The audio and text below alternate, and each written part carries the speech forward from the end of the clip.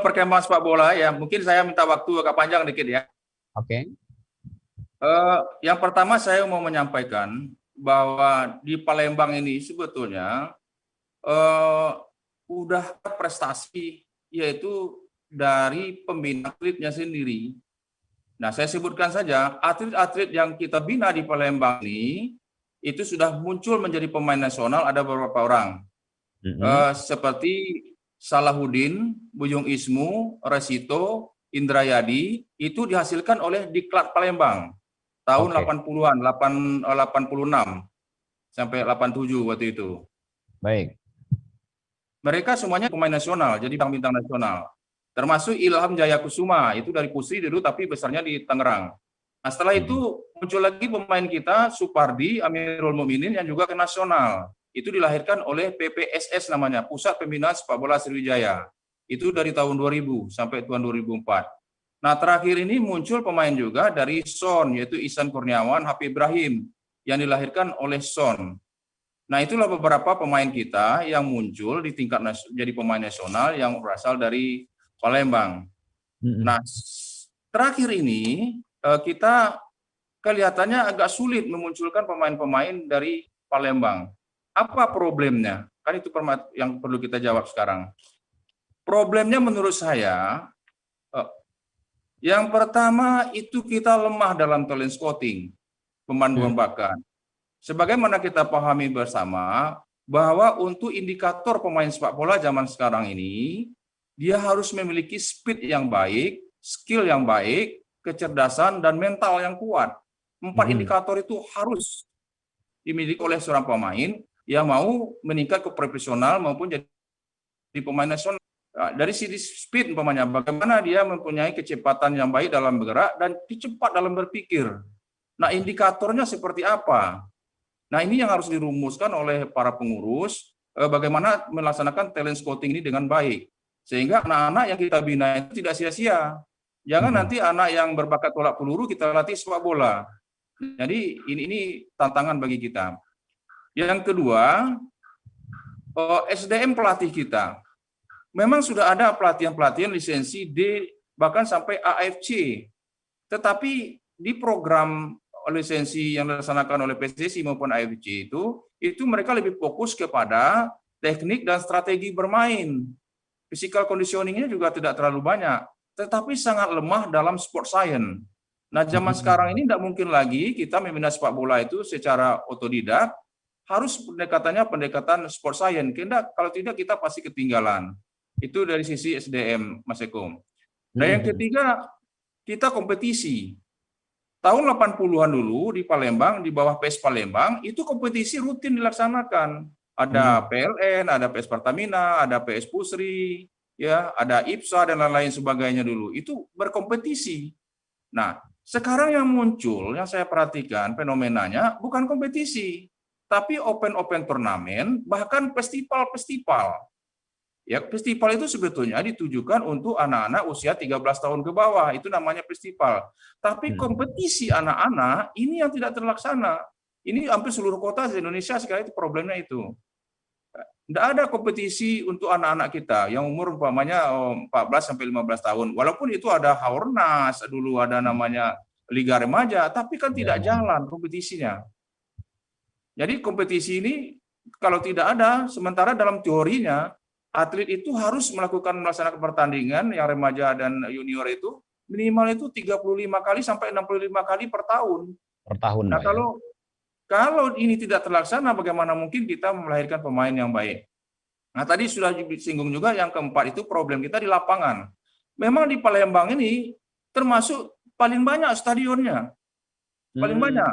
Ada Gelora Sriwijaya, ada Stadion Bumi Sriwijaya, ada Garuda, ada Patrajaya, ada Pusri, ada Unsri, ya.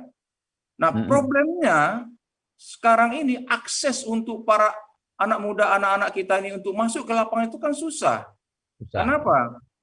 Karena sudah dikelola oleh swasta. Seperti di Gelora Sriwijaya sudah ada badan hukum untuk menentukan berapa mereka harus bayar untuk masuk. Nah, kelemahan kita di Palembang ini, mana SSB yang punya uang? Dari mana uang mereka dapatkan? Nah, itu problem besar kita. Sehingga apa? Akses untuk lapangan yang baik itu tidak dapat dipakai oleh anak-anak. Sehingga anak-anak ini bermainlah, mereka berlatih di tempat lapangan apa adanya. Nah itu. Jadi saya berharap ke depan ini sebetulnya Kota Palembang itu memiliki lapangan terbuka yang luas, walaupun tidak ada gol segala macam, tapi bisa diakses oleh seluruh anak-anak untuk bermain.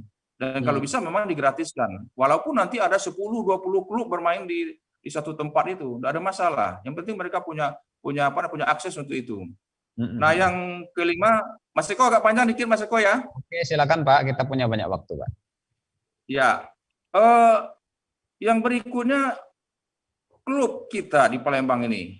Sekarang coba sampaikan dengan kita mana klub yang melakukan latihan secara rutin dan meningkat latihannya. Coba sebutkan. Klub apa di Palembang ini yang rutin melakukan latihan dan itu ada peningkatan? Ya saya katakan saya belum menemukan. Bahkan kalau saya ngomongkan belum ada nanti agak salah ya. Seperti yang dilakukan umpamanya PPLP di Klat. Ya, seperti di Diklat itu kan seperti di SON umpamanya. Mereka kan pagi latihan, sore latihan. Pagi sore latihan terus. Nah, sekarang klub-klub kita di Palembang yang rutin umpamanya 3 kali seminggu saja, tapi rutin dan orangnya tetap tidak berubah-berubah, itu boleh dikatakan ya belum ada rasanya. Jadi klub-klub kita ini memang harus kita dorong kembali untuk melaksanakan kompetisi. Karena dengan kompetisi itulah nanti atlet itu berminat untuk latihan. Jadi umpamanya walaupun pertandingan itu nanti sekali 2 minggu atau sekali minggu di pertandingan ada masalah. Jangan open turnamen. Kalau open turnamen, kalau tim gugur pula kan, main pertama kalah, sudah itu setahun berikutnya baru main lagi. Kapan kita mau melahirkan pemain? Ya. Nah, di samping itu juga kita berharap munculnya sebetulnya di Palembang ini, karena di Palembang ini kan APBD-nya kan cukup besar sebetulnya. Dibuat di plat PPLP. Ya, PPLP Kota Palembang itu memadukan beberapa sekolah dan scoutingnya dari sekolah-sekolah itu melalui Dispora. Jadi itu yang kita harapkan betul. Jadi Mas Eko, ini saya kira beberapa hal yang perlu disikapi oleh pengurus Kota Palembang nanti, oleh Askot Kota Palembang, bagaimana kita melahirkan pemain itu. Sebetulnya untuk Kota Palembang tidak ada alasan lagi sebetulnya untuk kita tidak berprestasi sebetulnya. Dan kita di Sumsel sudah berprestasi. Ya, Popnas tahun 2001 dulu itu kita bisa final di nasional. Kita final waktu itu melawan Sumatera Utara. Sirja FC juga pernah double winner. Jadi prestasi kita sudah ada, tidak ada alasan untuk tidak berprestasi. Fasilitas kita ada. Tinggal itu tadi, keseriusan kita melaksanakan pembinaan di Kota Palembang ini secara bersama-sama. Karena sepak bola ini tidak bisa kita lakukan secara sektoral saja atau individu-individu tertentu saja, tidak bisa. Harus secara bersama-sama. Demikian sementara Mas Eko dulu. Baik, terima kasih Pak Ramil. Saya coba ke Pak Irwan lagi nih, Pak Irwan. Pak Irwan tadi sudah mendengar sendiri ada beberapa hal yang menjadi masukan untuk Askot Palembang, Pak. Ini kira-kira menurut Pak Irwan sendiri bagaimana menanggapi itu? Ya, terima kasih Pak Samsul Ramil.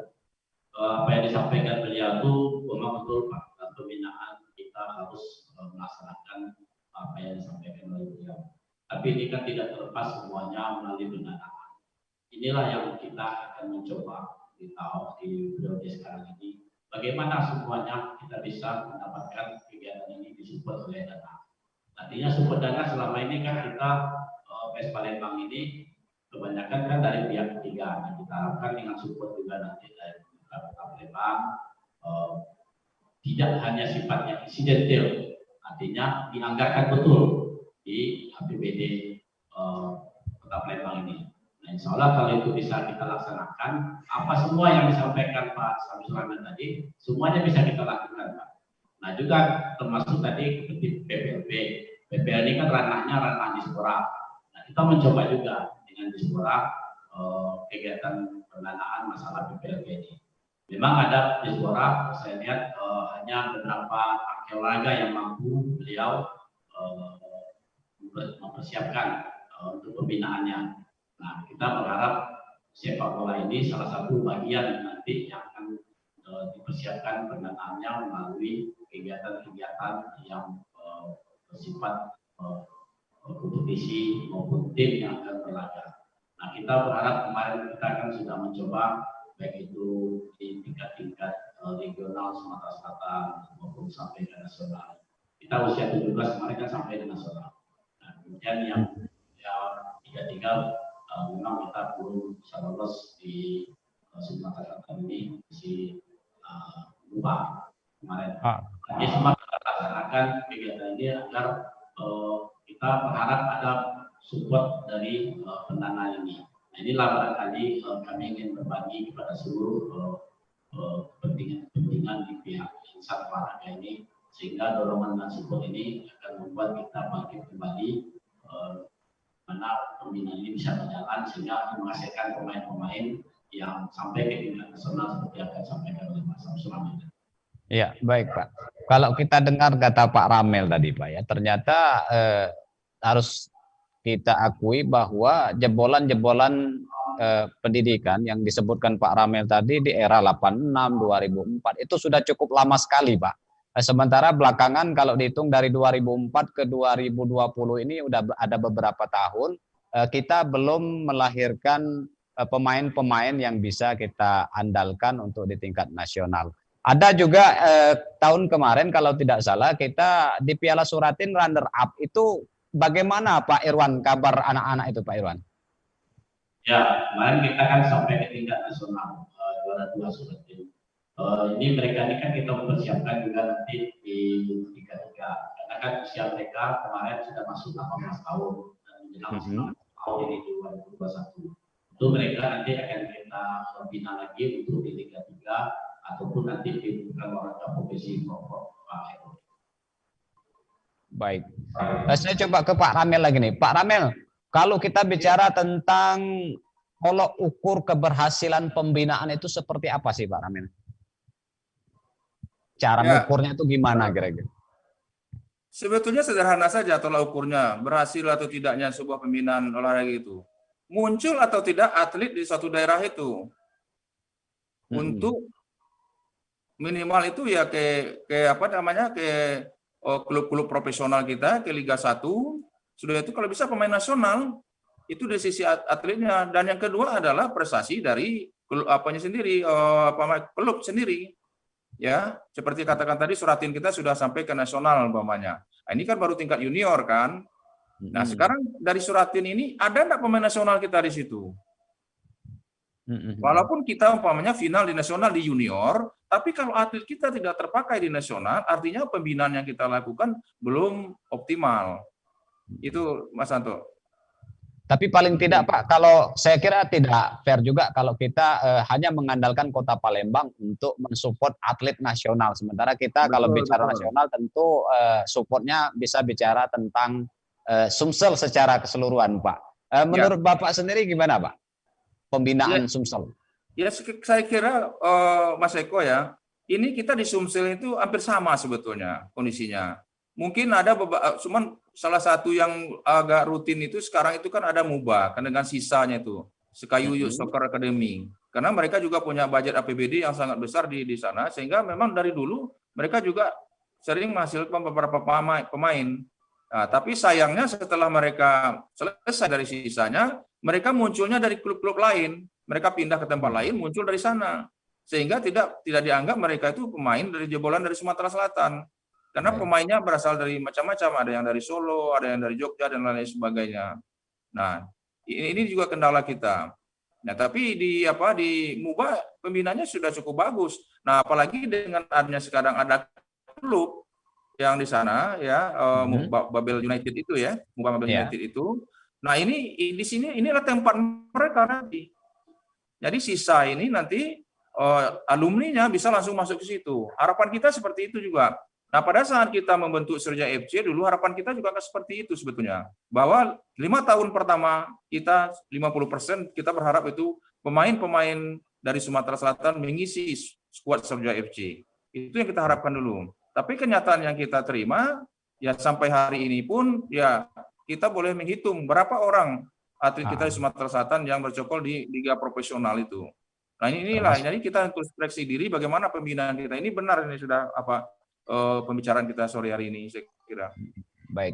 Pak, sejauh ini apakah Pak Ramil terlibat ini Pak dalam pemilihan bakat pemain terutama di Sumatera Selatan khususnya Palembang?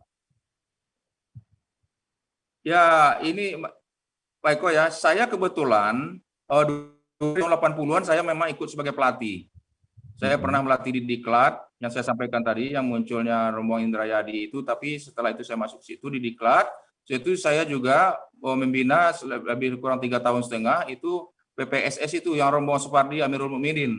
Ya, ada sekitar 16 orang jadi pemain di Liga Utama di Liga 1 itu, termasuk siapa Pozitoldo, Sobran, ya, Jarod dan lain sebagainya itu muncul dari PPSS itu. Nah, kuncinya saya kira yaitu tadi latihan harus kontinu dan meningkat. Itu dulu. Atlet itu harus berlatih secara kontinu, apakah itu 4 kali seminggu, apakah 3 kali seminggu. Kalau bisa memang sudah minimal 12 kali seminggu kalau bisa. Nah, ini kan harus ada tempat penampungan. Itulah yang sampaikan Pak Irwan tadi. Mudah-mudahan APBD Kota Palembang ini nanti bisa membentuk PPLP Kota Palembang khusus sepak bola. Nah, dari situlah munculnya pemain-pemain di samping harus dibuat kompetisi anak-anak. Palembang luar biasa sebetulnya minat-minatnya. Dan kawan-kawan kita pelatih-pelatih SSB ini semangat mereka sangat luar biasa. Bahkan mereka sendiri yang saya dengar itu membuat festival-festival anak-anak sepak bola. Mereka cari sendiri dari mana dananya dan lain sebagainya. Itu yang saya dengar. Nah, untuk ini ASKOT inilah mungkin yang bisa menjembatani nanti ke pemerintah daerah bagaimana kita melaksanakan pembinaan ini secara konsepsional, ya, sehingga nanti muncul pemain-pemain yang memenuhi standar yang saya katakan di awal tadi, yang mempunyai speed yang baik, skill yang baik, kecerdasan yang baik, mental yang baik.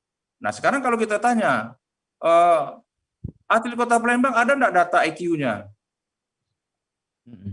Siapa yang bisa jawab ini? Punya data IQ enggak?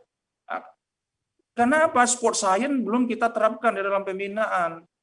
Jadi untuk itu ke depan ini harus terlibat dari sisi pelatih dan juga sport science kalau memungkinkan kerjasama dengan perguruan tinggi, baik dengan Universitas Sriwijaya maupun dengan PGRI dan lain sebagainya saya kira. Itu Mas Eko. Baik Pak Ramil. Saya kembali ke Pak Irwan. Pak, beberapa hari yang lalu Pak Irwan kita memperingati Hari Olahraga Nasional Pak. Salah satu temanya itu adalah tentang sport science tadi. Nah, yang seperti yang dibilang oleh Pak Ramil tadi, gimana Pak nanti PSSI Kota Palembang ke depan bisa mengadopsi teknologi ini Pak? Sport science. Terima kasih. Kita mempersiapkan nanti dari pelatih-pelatih kita Pak. Jadi pelatih-pelatih kita sudah dinamikanya sekarang tidak lagi manual. Mereka sudah mencoba mengarah ke sport science tadi. Nah, tentu baik itu pelatih utama, kemudian termasuk juga khusus pelatih fisik, kemudian juga pelatih kiper. Nah, ini mereka sudah mengarah ke sana semua Pak Eko. Jadi kita berharap apa yang disampaikan Pak Samsul Ramel sesuai kita bisa berjalan dengan baik. Belakangan juga saya lihat Pak banyak sekali kompetisi, bukan kompetisi ya kalau dibilang oleh Pak Rahman tadi semacam open turnamen ini Pak dari klub-klub amatir ini udah banyak sekali belakangan yang muncul di pemberitaan ada Bayangkara Sriwijaya, kemudian ada David FC kalau tidak salah ada juga macam-macam ada banyak sekali klub-klub sepak bola amatir.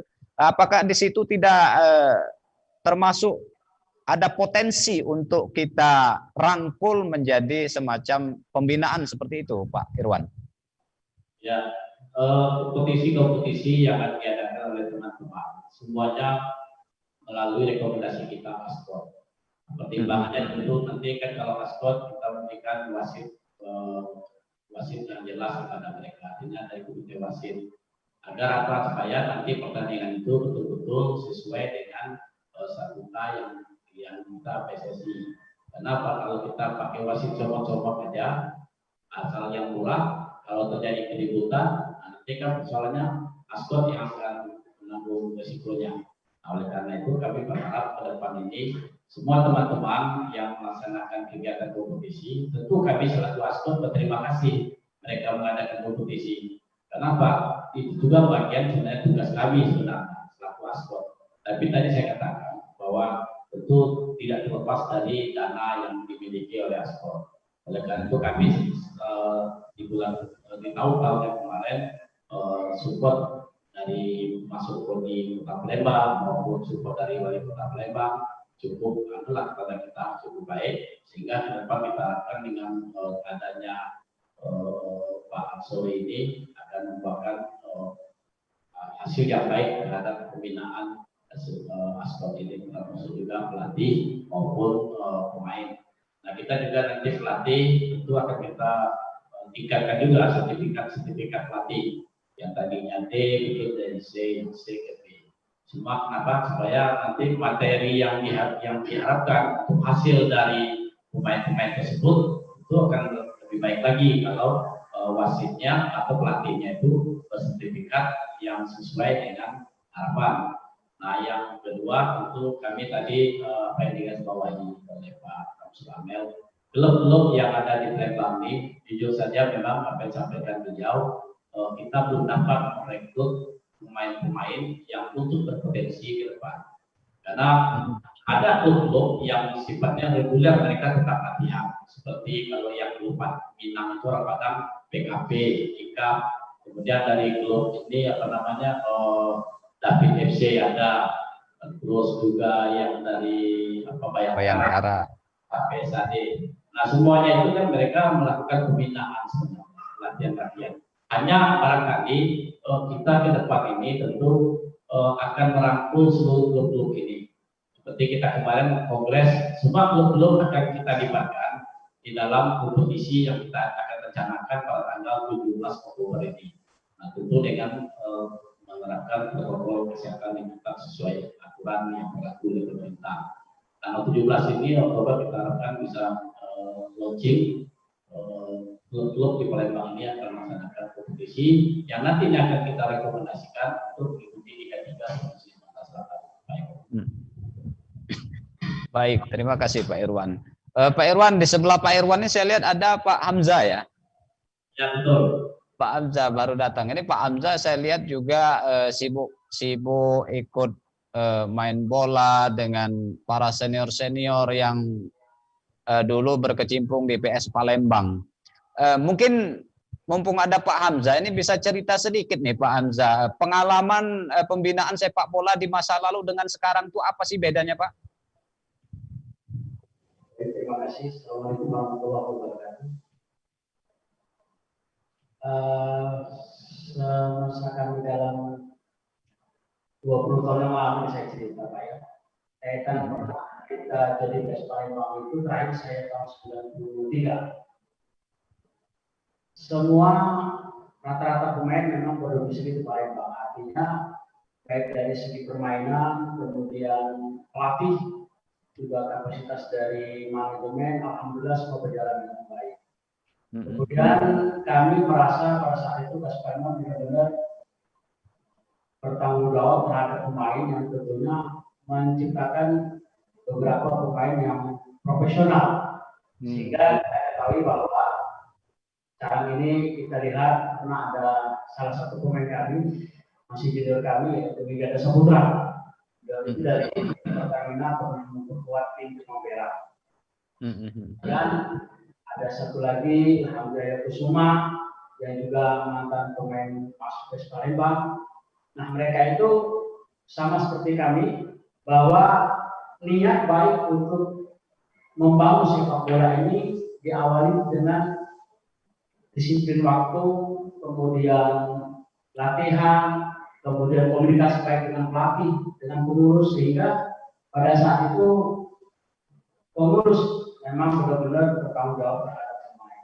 Dan kami juga apa yang namanya terkontaminasi dengan pemain-pemain dari luar yang sifatnya permainan yang katakanlah pemain sabun ya. Alhamdulillah, karena kami selaku pelaku sejarah untuk di PS Palembang ini, apalagi kita lihat ada Pak Ramel yang belum pernah juga di Grove, di Pegiat Sepak Bola Sumatera Selatan ini. Nah, oleh karena itu harapan kami tentunya PS Palembang harus bangkit dan harus bisa setingkat dengan tim-tim tingkat nasional.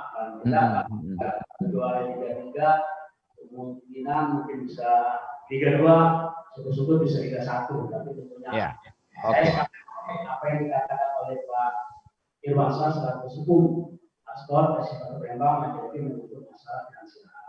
Tentunya kalau pemerintah kota kemudian ada beberapa unsur BUMN dan BUMD yang mau menjalin komunikasi bersama baik bahwa notabene olahraga yang paling populer di Kota Palembang ini adalah sepak bola.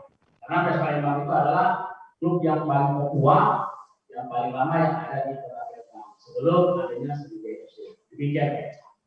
Baik Pak Hamzah, ya mudah-mudahan kehadiran Pak Hamzah juga bisa memberi masukan-masukan seperti apa pembinaan di masa lalu sehingga banyak melahirkan pemain-pemain yang bisa berkiprah di tingkat nasional sehingga akhir-akhir atau belakangan ini juga bisa tercipta suasana seperti itu sehingga juga lahir atlet-atlet kita, sepak bola kita yang lebih baik ya Pak Hamzah ya. Pak Irwan, saya kembali ke Pak Irwan. Kalau tadi kita bicara tentang beberapa program yang sudah disiapkan oleh PSSI Kota Palembang, saya ingin tanya apa target yang terdekat yang ingin dicapai PSSI, terutama setelah lepas dari masa pandemi ini, Pak Irwan? Pandemi kan sekarang masih berjalan dan keuangan pemerintah juga sekarang ini sedang berusaha membangun. Kita belum tahu ke depannya seperti apa. Tapi kita tetap dari aspek PSSI Palembang maupun PSSI Palembang sendiri tetap akan membina pemain ini. Salah satu contohnya kita tanggal 17 nanti kita akan launching pembukaan untuk kejuaraan rencananya Piala Wali Kota kita akan bukan perbuatan Piala Wali Kota klub-klub yang ada di aspek ini. Demikian Pak. Baik, saya kembali ke Pak Ramel nih, Pak Samsul Ramel. Anda yang sudah lama berkecimpung dalam dunia sepak bola, terutama di Sumatera Selatan, Pak, mungkin punya semacam masukan yang belum tersampaikan kepada Askot Kota Palembang atau Sumsel atau untuk seluruh pengurus-pengurus yang bertanggung jawab untuk mengembangkan sepak bola di Sumatera Selatan. Mungkin bisa disampaikan melalui kesempatan ini Pak Samsul Ramel. Apa yang harus dilakukan Sumsel agar kita punya atlet sepak bola yang hasil dari didikan kita sendiri dan membanggakan untuk Sumsel terutama. Ya, baik Mas Eko. Saya ngutip dulu ucapan dari Cesar Fayopik. Nah, Cesar Fayopik ini adalah pelatih nasional Indonesia tahun 2009 ke SEA Games di Laos waktu itu. Jadi apa kata Cesar waktu itu dengan saya langsung? Sebetulnya Sumatera Selatan ini katanya tidak ada alasan untuk tidak berprestasi katanya. Itu kata Cesar Fayopik. Tidak ada alasan untuk tidak berprestasi. Dari mana Anda melihat itu? Saya bilang. Dia bilang waktu itu dengan saya, lapangan di mana-mana ada katanya. Sumber daya alamnya besar, manusianya banyak. Jadi tidak ada alasan untuk tidak berprestasi katanya dengan saya waktu itu. Cuman ada satu hal katanya dengan saya. Apa itu Cesar? Saya bilang keseriusan. Jadi keseriusan. Atletnya harus serius, pelatihnya harus serius, pengurusnya harus serius. Nah, dia harus punya komitmen. Kalau sebagai pengurus harus punya komitmen waktu, ya, mungkin juga dana dan tenaganya. Harus betul punya komitmen. Jangan hanya mengurus sepak bola ini sekedar numpang nama gitu. Mohon maaf saya mungkin kalau ada hal-hal yang seperti itu ya. Tapi itu kata Cesar yang saya kutip waktu itu. Jadi untuk itu saya kira ke depan saya berharap entah itu Askot Kota Palembang, entah itu PSSI, ya seperti yang saya sampaikan awal tadi. Kalau kita mau melahirkan pemain, kuncinya satu harus talent scouting-nya harus benar. Itu melalui pendekatan sport science. Tidak ada bisa lagi kita bekerja tanpa sport science. Kalau tidak nanti pasti kita ketinggalan. Nah, seperti 2021 nanti ini ada kita tuan rumah U20 tahun kan? Ya. Alangkah sedihnya kita satu pun tampaknya tidak ada pemain kita yang muncul di situ. Hanya menyiapkan orang lain saja. Kan sedih kita kan? Nah, untuk itu sport science ini harus masuk dalam pembinaan sepak bola. Tidak ada bisa lagi kita tawar-tawar itu. Yang kedua, saya kira perlu kompetisi anak-anak ya yang dilakukan oleh Askot Kota Palembang maupun PSSI Sumatera Selatan. Karena tanpa kompetisi yang baik, itu tidak akan mungkin muncul pemain yang baik. Itu yang ketiga,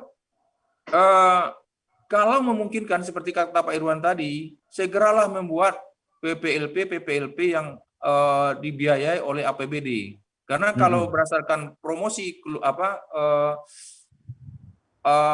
kita mengharapkan dari perusahaan-perusahaan dan segala macam, itu kelihatannya agak sulit untuk saat ini. Nah, untuk itulah kita berharap secepatnya membentuk PPLP sehingga anak yang kita talent scouting dengan baik bisa ditempatkan latihan dengan baik dengan rutin. Itu. Jadi itu yang ketiga. Dan yang keempat saya kira tidak kalah pentingnya itu Palembang harus punya lapangan yang bisa diakses oleh para atlet SSB itu. Kalau jadi bisa gratis. Lapangan yang bisa diakses oleh para pelatih-pelatih SSB ini kalau bisa memang tidak bayar, gratis. Karena pelatih-pelatih sumber dananya dari mana? Tidak jelas kan? Jadi untuk itu Palembang ya harus mempunyai lapangan yang bisa diakses oleh seluruh pelatih. Seperti Jakabaring saya kira itu sudah cukup bagus sebetulnya kita kan. Ada lapangan atletik, ada 2 buah yang memenuhi standar, ada Gelora Sriwijaya, ada lapangan softball yang juga jadi lapangan sepak bola. Cuma untuk akses ke sana permasalahannya kan di situ ada cukup mahal Pak ya. Ada dana yang harus dikeluarkan. Nah, dananya dari mana? Nah, percuma Palembang ini punya lapangan stadion yang bagus-bagus tapi orang tidak bisa berlatih. Iya. Nah, sekarang bagaimana menjembatani itu? Kalau memungkinkan memang kita buat lapangannya lapangan yang sederhana saja, yang penting dia punya rumput yang baik, tidak usah pakai tribun segala macam, tidak masalah. Tapi yang penting anak-anak bisa bermain di situ. Mungkin itu Mas Eko beberapa hal yang masukan dari saya. Baik, terima kasih Pak Ramil. Mudah-mudahan apa yang disampaikan Pak Ramil bisa menjadi masukan untuk kita semua, terutama pemangku atau pejabat yang diberi tanggung jawab untuk mengelola sepak bola di Sumatera Selatan. Tanpa terasa perbincangan kita sudah hampir 1 jam. Memang cukup menarik bagi kita untuk membahas sepak bola, apalagi ini olahraga yang sangat digemari oleh masyarakat. Namun sebelum kita akhiri, saya ingin mendengar juga harapan-harapan atau apa yang ingin disampaikan oleh Pak Irwan dari Askot Palembang. Silakan Pak Irwan. Terima kasih. Sebagai closing statement dari kami, tentu Asosiasi PSSI Kota Palembang ini ke depan akan lebih serius lagi dalam membina anak-anak kita dengan pimpinan kita yaitu Pak Haji Ansori. Mudah-mudahan ke depan ini dengan keterlibatan langsung beliau di dalam pembinaan Askot akan lebih banyak terasa manfaatnya. Nah, kita berharap juga nanti ke depan artinya sudah mulai ini selama sekian tahun 4 tahun ini kita nggak ada dana dari APBD yang membantu kita. Nah, kita mulai pihak ketiga baik itu dari teman-teman maupun kita pengurus ini berjibaku betul Pak untuk menggerakkan sepak bola ini. Dan itu kita harapkan ke depan tidak lagi seperti itu, artinya ada keterlibatan pemerintah Kota Palembang ini akan lebih serius lagi dengan adanya ketua umum kami Pak Sori ini. Akan baik lagi Pak. Terima kasih. Baik, terima kasih Pak Irwan. Intinya adalah perbincangan kita sore hari ini mengharapkan kita semua bekerja sama, tidak hanya masyarakat, atlet sepak bola, tapi antar lembaga pemerintahan juga bisa bersinergi untuk sama-sama kita mengembangkan sepak bola agar lahir atlet-atlet andal dari Sumatera Selatan. Saya ingin mengucapkan terima kasih kepada Pak Samsul Ramel yang sudah meluangkan waktu untuk bergabung bersama kami. Kemudian juga Pak Irwansa, Pak Hamzah, terima kasih banyak. Mohon maaf karena waktu kita sudah habis. Mudah-mudahan diskusi-diskusi mengenai perkembangan sepak bola ini bisa kita lanjutkan di lain kesempatan. Sekali lagi kami ucapkan terima kasih Pak Ramel, terima kasih Pak Irwan, terima kasih Pak Hamzah. Mudah-mudahan sehat selalu.